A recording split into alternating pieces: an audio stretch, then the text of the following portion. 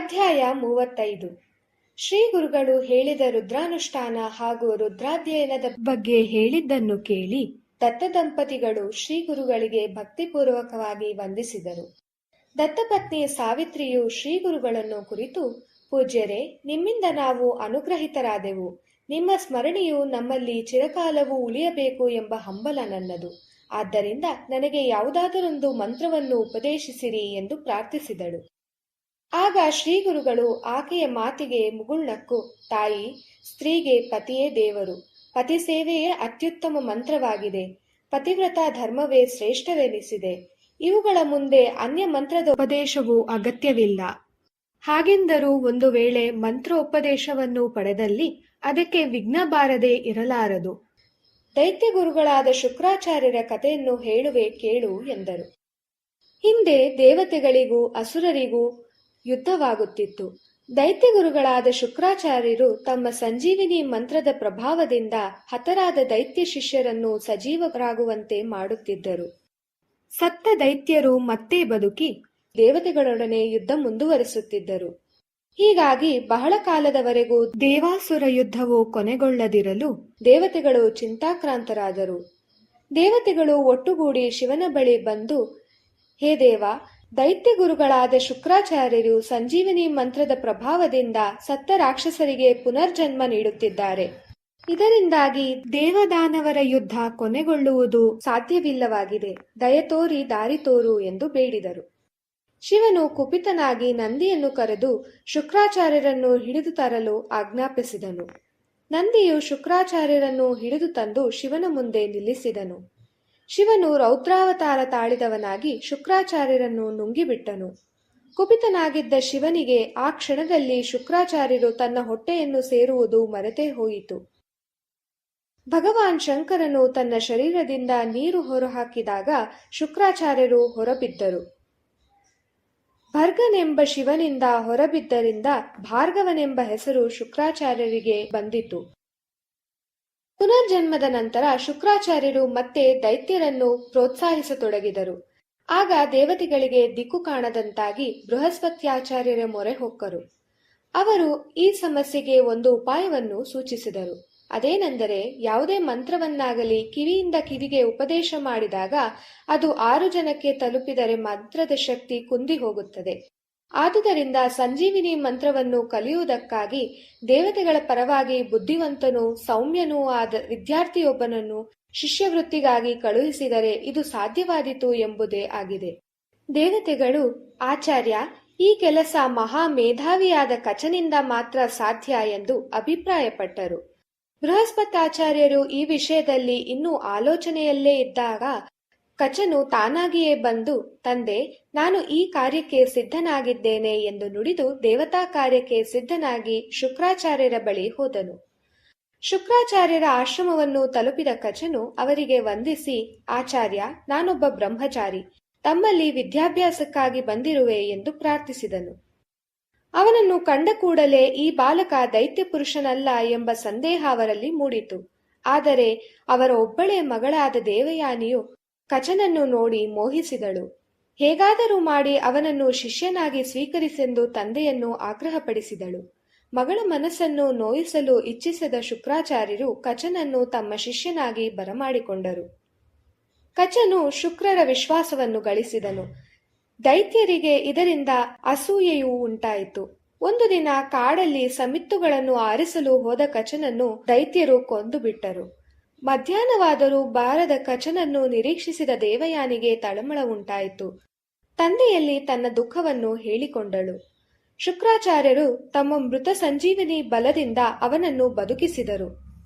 ದೈತ್ಯರು ಮತ್ತೆ ಕಚನನ್ನು ಕೊಂದು ಅವನ ದೇಹವನ್ನು ದೂರ ಎಸೆದರು. ಆಗಲೂ ಶುಕ್ರಾಚಾರ್ಯರು ಮಗಳ ಬಯಕೆಯಂತೆ ಅವನನ್ನು ಬದುಕಿಸಿದರು. ಕಚನು ಮತ್ತೆ ಬದುಕಿದ್ದನ್ನು ನೋಡಿ ದೈತ್ಯರು ಕಂಗಾಲಾದರು. ಈಗ ಅವರು ಸಮಯ ಸಾಧಿಸಿ ಕಚನನ್ನು ಮತ್ತೆ ಅಡವಿಯಲ್ಲಿ ಕೊಂದು ಹಾಕಿ ಅವನ ದೇಹವನ್ನು ಸುಟ್ಟರು. ಅವನ ಚಿತಾಭಸ್ಮವನ್ನು ತಂದು ಉಪಾಯದಿಂದ ಶುಕ್ರಾಚಾರ್ಯರಿಗೆ ದ್ರವ್ಯದಲ್ಲಿ ಹಾಕಿ ಕುಡಿಸಿಬಿಟ್ಟರು. ದೇವಯಾನಿಯು ಮತ್ತೆ ತಂದೆಯಲ್ಲಿ ಮೊರೆ ಇಟ್ಟಳು. ಶುಕ್ರಾಚಾರ್ಯರು ತಮ್ಮ ಹೊಟ್ಟೆಯಲ್ಲಿ ಕಚನು ಸೇರಿ ಹೋಗಿರುವುದರಿಂದ ಅವನನ್ನು ಬದುಕಿಸಲು ಸಾಧ್ಯವಿಲ್ಲವೆಂದು ಹೇಳಿದರು.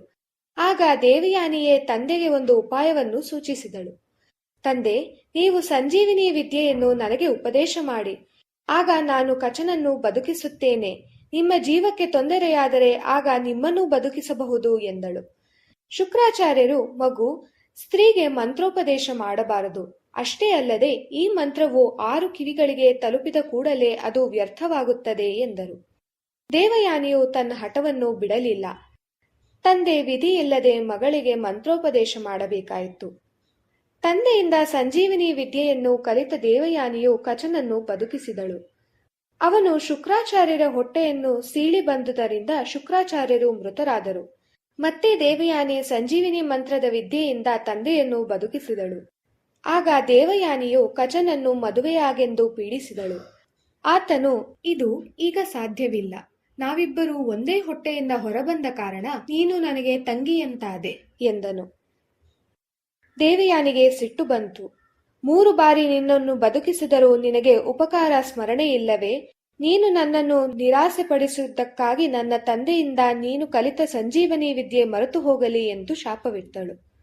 ಕಚನು, ಗುರುಗಳೇ, ಇನ್ನು ಹೊರಡಲು ನನಗೆ ಅಪ್ಪಣೆ ನೀಡಿ ಎಂದು ಕೇಳಿದನು. ಅವರಿಂದ ಅನುಮತಿ ಪಡೆದು ದೇವಲೋಕಕ್ಕೆ ಹಿಂತಿರುಗಿದನು. ಬೃಹಸ್ಪತಾಚಾರ್ಯರು ದೇವತೆಗಳಿಗೆ, ಶುಕ್ರಾಚಾರ್ಯರ ಸಂಜೀವನಿ ವಿದ್ಯೆಯು 6 ಕಿವಿಗಳಿಗೆ ತಲುಪಿದರಿಂದ ಅದು ವ್ಯರ್ಥವಾಗಿದೆ, ಇನ್ನು ನಮಗೆ ಭಯವಿಲ್ಲ ಎಂದು ಹೇಳಿದರು. ದೇವಾಸುರರ ಯುದ್ಧ ಮತ್ತೆ ಪ್ರಾರಂಭವಾಯಿತು.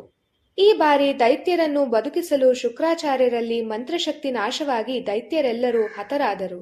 ದೇವತೆಗಳಿಗೆ ಆನಂದವಾಯಿತು.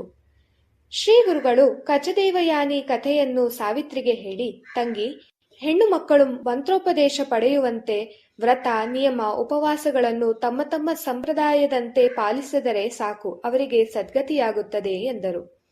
ಆಗ ಆ ಬ್ರಾಹ್ಮಣ ಪತ್ನಿಯು, ಗುರುದೇವ, ಸ್ತ್ರೀಯರಿಗೆಂದೇ ಇರುವ ಶುಭಪ್ರದವಾದ ವ್ರತವೊಂದನ್ನು ನನಗೆ ಅನುಗ್ರಹಿಸಿರಿ ಎಂದು ಪ್ರಾರ್ಥಿಸಿದಳು. ಆಗ ಶ್ರೀ ಗುರುಗಳು, ಶಿವನಿಗೆ ಸಂಬಂಧಿಸಿರುವ ಸೋಮವಾರ ವ್ರತವೊಂದಿದೆ, ಸೋಮವಾರ ವ್ರತ ಮಹಿಮೆಯನ್ನು ಕೇಳು ಎಂದು ಆಕೆಗೆ ನಿರೂಪಿಸಿದರು. ಚಿತ್ರವರ್ಮನೆಂಬ ರಾಜನು ಮಹಾಶಿವಭಕ್ತನಾಗಿ ಧರ್ಮನಿಷ್ಠನಾಗಿ ರಾಜ್ಯವನ್ನು ಆಳುತ್ತಿದ್ದನು. ಶಿವಪೂಜೆಯ ಮಹಿಮೆಯಿಂದ ಬಹುಕಾಲದ ನಂತರ ಮಕ್ಕಳಿಲ್ಲದ ಆ ದೊರೆಗೆ ಹೆಣ್ಣು ಶಿಶುವಿನ ಜನನವಾಯಿತು. ಮಗುವಿಗೆ ಸೀಮಂತಿನಿ ಎಂದು ನಾಮಕರಣ ಮಾಡಿದರು. ಈ ಮಗುವಿನ ಜಾತಕವನ್ನು ಪರಿಷ್ಕರಿಸಿದ ಜ್ಯೋತಿಷ್ಯರು ದೀರ್ಘಾಯುಷ್ಯ ಮತ್ತು ಸೌಭಾಗ್ಯವಂತಳಾಗುವುದಾಗಿ ಸೂಚಿಸಿದರು. ಆದರೆ ಒಬ್ಬ ಮಾತ್ರ ಈ ಮಗುವಿಗೆ 14ನೆಯ ವಯಸ್ಸಿನಲ್ಲಿ ವೈಧವ್ಯವಿದೆ ಎಂದನು. ರಾಜದಂಪತಿಗಳು ಚಿಂತಾಕ್ರಾಂತರಾಗಿ ಕೊರಗಿದರು. ಹೀಗೆ 7 ವರ್ಷ ಕಳೆಯಿತು. ಒಮ್ಮೆ ಸೀಮಂತಿನಿಯು ತನ್ನ ತಂದೆಯು ತನ್ನ ಆಯುಷ್ಯದ ಬಗ್ಗೆ ಹಾಗೂ ವೈಧವ್ಯದ ಬಗ್ಗೆ ಬ್ರಾಹ್ಮಣರೊಡನೆ ಚರ್ಚಿಸಿದ್ದನ್ನು ಕೇಳಿಸಿಕೊಂಡಿದ್ದಳು. ಆಗ ಅವಳು ಯಾಜ್ಞವಲ್ಕರೆಂಬಡದಿ ಮೈತ್ರಾಯಣಿಯನ್ನು ಕರೆದು, ಅಮ್ಮ, ನನ್ನ 14ನೆಯ ವಯಸ್ಸಿನಲ್ಲಿ ನನಗೆ ವೈಧವ್ಯ ಯೋಗವಿದೆ ಎಂದು ಜೋಯಿಸರು ಹೇಳುತ್ತಾರೆ.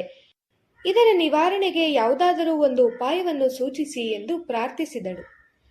ರಾಜಪುತ್ರಿಯ ಮಾತನ್ನು ಕೇಳಿದ ಮೈತ್ರಾಯಣಿಯು ಕಿರಿಯವಳಾದ ರಾಜಪುತ್ರಿಯ ವಿಚಾರ ನಂಬುಗೆಗೆ ಮನಸೋತಳು. ಆಕೆಯು, ಸೀಮಂತಿನಿ, ನಿನ್ನ ವಿಚಾರಗಳು ನನಗೆ ಮೆಚ್ಚುಗೆಯಾಗಿದೆ. ನಿನ್ನ ಸೌಭಾಗ್ಯದ ರಕ್ಷಣೆಗೆಂದು ಸೋಮವಾರ ವ್ರತವನ್ನು ಹೇಳುತ್ತೇನೆ.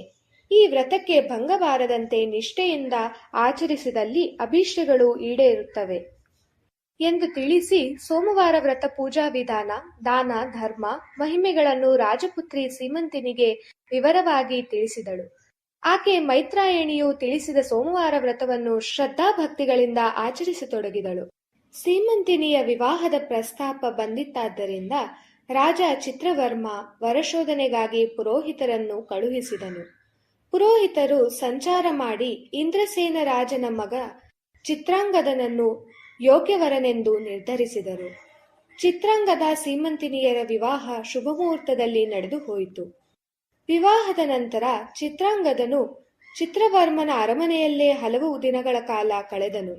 ಆಗೊಮ್ಮೆ ಅವನಿಗೆ ನೌಕಾವಿಹಾರದ ಆಸೆ ಉಂಟಾಗಿ ಗೆಳೆಯರೊಡನೆ ಉತ್ತಮವಾದ ನೌಕೆಯನ್ನು ಏರಿ ಹೊರಟನು. ಇದ್ದಕ್ಕಿದ್ದಂತೆ ಬಿರುಗಾಳಿ ಎದ್ದು ನೌಕೆಯು ನೀರಿನಲ್ಲಿ ಮುಳುಗಿತು. ರಾಜಪುತ್ರನು ಮೃತನಾದನು. ಅವನನ್ನು ಉಳಿಸಲು ಮಾಡಿದ ಎಲ್ಲಾ ಪ್ರಯತ್ನಗಳು ವಿಫಲವಾದವು. ಚಿತ್ರಾಂಗದನ ರಾಜ್ಯವಾದ ನಿಷಾದ ದೇಶಕ್ಕೆ ಸುದ್ದಿ ತಲುಪಿದಾಗ ಅವನ ತಂದೆ ತಾಯಿಯರು ದುಃಖ ಸಾಗರದಲ್ಲಿ ಮುಳುಗಿದರು. ಸೀಮಂತಿನಿಗೆ ವೈಧವ್ಯ ಪ್ರಾಪ್ತವಾಯಿತು. ಚಿಕ್ಕ ವಯಸ್ಸಿನವಳಾದ್ದರಿಂದ ಆಕೆಯು ಪತಿಯೊಡನೆ ಸಹಗಮನ ಮಾಡಲು ಆಕೆಯ ತಂದೆ ತಾಯಿಯರು ಒಪ್ಪಲಿಲ್ಲ. ದುಃಖಿತಳಾದ ಅವಳು ಏನು ಮಾಡಲು ತೋರದೆ ಸುಮ್ಮನಾದಳು. ಆದರೆ ಕರ್ತವ್ಯವನ್ನು ಮಾತ್ರ ಬಿಡಲಿಲ್ಲ. ತಪ್ಪದೆ ಸೋಮವಾರ ವ್ರತವನ್ನು ಮುಂದುವರೆಸುತ್ತಿದ್ದಳು. ರಾಜ್ಯವೇ ಶೋಕದಲ್ಲಿ ಮುಳುಗಿರುವಾಗ ಇಂದ್ರಸೇನನ ರಾಜ್ಯವು ಶತ್ರುಗಳ ಪಾಲಾಯಿತು. ಯಮುನಾ ನದಿಯಲ್ಲಿ ಚಿತ್ರಾಂಗದನ ನೌಕೆಯು ಮುಳುಗಿದಾಗ ನಾಗಲೋಕದ ಕನ್ನಿಕೆಯರು ಅವನನ್ನು ಮೋಹಿಸಿ ತಮ್ಮ ಲೋಕಕ್ಕೆ ಕರೆದೊಯ್ದರು. ನಾಗರಾಜನಾದ ತಕ್ಷಕನು ಅವನನ್ನು ಆದರದಿಂದ ಬರಮಾಡಿಕೊಂಡು ತನ್ನ ಲೋಕದಲ್ಲಿಯೇ ಇರಿಸಿಕೊಂಡನು. ಒಂದು ದಿನ ಚಿತ್ರಾಂಗದನಿಗೆ ತನ್ನ ಪತ್ನಿ ಹಾಗೂ ಮಾತಾಪಿತರನ್ನು ನೋಡಬೇಕೆಂಬ ಆಸೆಯಾಯಿತು. ತನ್ನ ಆಸೆಯನ್ನು ತಕ್ಷಕನಿಗೆ ತಿಳಿಸಿದನು. ನಾಗರಾಜನು ಕುದುರೆಯನ್ನು ಅನರ್ಘ್ಯ ರತ್ನಗಳನ್ನು ಆತನಿಗೆ ಕೊಟ್ಟು ಬೆಂಗಾವಲಿಗೆ 2 ನಾಗಕುಮಾರರನ್ನು ಕಳಿಸಿಕೊಟ್ಟರು. ಚಿತ್ರಾಂಗದನು ಯಮುನೆಯಿಂದ ಮೇಲಕ್ಕೆದ್ದು ನದೀ ತೀರವನ್ನು ತಲುಪಿದನು. ಆ ದಿನ ಸೋಮವಾರವಾದ್ದರಿಂದ ಸೀಮಂತಿನಿಯು ತನ್ನ ಗೆಳತಿಯರೊಂದಿಗೆ ನದಿ ಸ್ನಾನಕ್ಕೆಂದು ಯಮುನಾ ತೀರಕ್ಕೆ ಬಂದಳು. ಅಲ್ಲಿ ಸ್ನಾನವನ್ನು ಮುಗಿಸಿ ಹೊರಡಬೇಕೆನ್ನುವಷ್ಟರಲ್ಲಿ ತನ್ನೆದುರು ನಿಂತ ಅಶ್ವಾರೋಹಿಯಾದ ಸುಂದರ ತರುಣನೊಬ್ಬನನ್ನು ಕಂಡಳು. ಇವನು ತನ್ನ ಪತಿಯೋ ಅಥವಾ ಮಾಯಾವಿಯೋ ಎಂದು ಸಂದೇಹಪಟ್ಟಳು. ಆಗ ತರುಣನು ಸೀಮಂತಿನಿಯನ್ನು ಗುರುತಿಸಿ ಕುದುರೆಯಿಂದ ಕೆಳಗಿಳಿದು ಅವಳ ಕೈ ಹಿಡಿಯಲು ಮುಂದಾದಾಗ ಸೀಮಂತಿನಿಗೆ ಆಶ್ಚರ್ಯ, ಭಯ ಮತ್ತು ಸಂತೋಷಗಳಾದವು. ಸ್ವಾಮಿ, ನೀವು ನನ್ನ ಪತಿಯಲ್ಲವೇ ಎಂದು ಕೇಳಿದ ಅವಳಿಗೆ ಆ ಪುರುಷನು, ನಾನು ನಿನ್ನ ಪತಿಯ ಗೆಳೆಯನಾದ ಸಿದ್ಧಪುರುಷ. ನಿನ್ನ ಪತಿ ಚಿತ್ರಾಂಗದನು ಇನ್ನು 3 ದಿನಗಳಲ್ಲಿ ಇಲ್ಲಿಗೆ ಬರುತ್ತಾನೆ ಎಂದು ತಿಳಿಸಿ ಚಿತ್ರಾಂಗದನ ವೃತ್ತಾಂತವನ್ನೆಲ್ಲ ವಿವರಿಸಿ ಅಶ್ವವನ್ನು ಏರಿ ನಿಷಾದ ರಾಜ್ಯದ ಕಡೆಗೆ ಸಾಗಿದನು. ಸೀಮಂತಿನಿಯು ನದೀ ತೀರದಲ್ಲಿ ನಡೆದದ್ದನ್ನು ಯಾರಿಗೂ ತಿಳಿಸಲಿಲ್ಲ. 3 ದಿನಗಳು ಕಳೆಯುವುದನ್ನೇ ನಿರೀಕ್ಷಿಸುತ್ತಿದ್ದ ಅವಳಿಗೆ ಸಂತೋಷದ ಸುದ್ದಿ ತಲುಪಿತು. ಚಿತ್ರಾಂಗದನು ನಿಷಾದ ನಗರವನ್ನು ಸೇರಿ ಅಲ್ಲಿನ ರಾಜನಿಗೆ ತನ್ನ ತಂದೆ ಇಂದ್ರಸೇನನನ್ನು ಬಿಡುಗಡೆ ಮಾಡದಿದ್ದರೆ ತಾನು ನಾಗಸೈನ್ಯದೊಡನೆ ಆಕ್ರಮಣ ಮಾಡುತ್ತೇನೆಂದು ಸಂದೇಶ ಕಳುಹಿಸಿದನು. ಶತ್ರುರಾಜನು ಇಂದ್ರಸೇನನನ್ನು ಬಿಡುಗಡೆ ಮಾಡಿ ಮತ್ತೆ ಸಿಂಹಾಸನದ ಮೇಲೆ ಅವನನ್ನು ಕುಳ್ಳಿರಿಸಿದನು. ಎಲ್ಲರೂ ವೈಭವದಿಂದ ಚಿತ್ರಾಂಗದನನ್ನು ಸ್ವಾಗತಿಸಿದರು. ಚಿತ್ರಾಂಗದನು ತನ್ನ ಮಾತಾಪಿತರಿಗೆ ವಂದಿಸಿ ನಾಗಸೇನೆಯನ್ನು ಉಚಿತ ಸನ್ಮಾನದೊಂದಿಗೆ ನಾಗಲೋಕಕ್ಕೆ ಕಳುಹಿಸಿದನು. ಈ ವಾರ್ತೆ ಚಿತ್ರವರ್ಮನಿಗೂ ಮುಟ್ಟಿತು. ತನ್ನ ಪತ್ನಿಯನ್ನು ಮತ್ತೆ ಚಿತ್ರಾಂಗದನು ಲಗ್ನವಾದನು. ಇಂದ್ರಸೇನ ಮಹಾರಾಜನು ಮಗನಿಗೆ ರಾಜ್ಯಭಾರ ವಹಿಸಿ ತಾನು ಶಿವಪೂಜೆಯಲ್ಲಿ ನಿರತನಾಗಿ ಕಾಲ ಕಳೆದನು. ಸೋಮವಾರ ವ್ರತ ಮಹಿಮೆಯಿಂದ ಸೀಮಂತಿನಿಯ ವೈಧವ್ಯ ನಿವಾರಣೆಯಾಗಿ ಸೌಭಾಗ್ಯವೂ ಪ್ರಾಪ್ತಿಯಾಯಿತು. ಈ ರೀತಿಯಾಗಿ ದತ್ತಪತ್ನಿಗೆ ಸೋಮವಾರ ವ್ರತ ಮಹಿಮೆಯನ್ನು ಅನುಗ್ರಹಿಸಿದ ನಂತರ ಅವರನ್ನು ಅನುಗ್ರಹಿಸಿ ಮಾಹುರಿ ಗ್ರಾಮಕ್ಕೆ ಶ್ರೀಗುರುಗಳು ಕಳಿಸಿಕೊಟ್ಟರು. ದತ್ತ ದಂಪತಿಗಳು ಹಿಂದಿರುಗಿ ಅಲ್ಲಿ ಸುಖವಾಗಿ ಬಾಳಿದರು ಎಂಬಲ್ಲಿಗೆ ಶ್ರೀಗುರು ಚರಿತ್ರೆಯ 35ನೇ ಅಧ್ಯಾಯವು ಸಂಪೂರ್ಣವಾಯಿತು.